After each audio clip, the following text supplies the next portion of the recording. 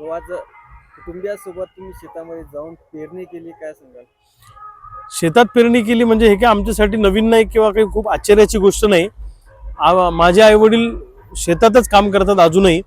आणि मी पण सुरुवातीपासून म्हशीचे दूध काढण्यापासून, गाईची दूध काढण्यापासून, शेण काढण्यापासून, तिफन येटण्यापासून, बैलाची नाथन घालण्यापासून, वखर आणण्यापासून, नागर आणण्यापासून सगळे कामं आजपर्यंत केलेले आहे.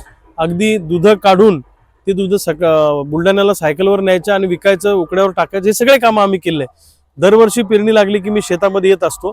आजही मी सगळ्या कुटुंबासहित माझे आई वडील, पत्नी, वहिनी, भाऊ, आम्ही सगळेच आज शेतामध्ये दिवसभर पेरणी केली. सोयाबीन पेरलं, उडीद मूग पेरलं. आता पाऊस आल्यामुळं थोडी पेरणी थांबवली, कारण चिखल झालेला आहे शेतामध्ये.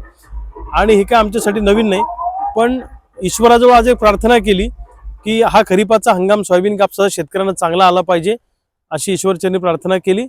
आणि सोयाबीन कापसाला चांगला भाव मिळू देणं आणि कर्जमुक्ती देण्याची सुबुद्धी राज्यकर्त्यांना हे परमेश्वरा तुम्ही द्या, अशी प्रार्थना आई तुळजाभवानी चरणी त्या ठिकाणी केली. आज पुन्हा एकदा मातीमध्ये रमलो. शेणामुताचा वास, जो आमचा ऊर्जा देणारा वास आहे, तो अंगाला लागला, हाताला लागला.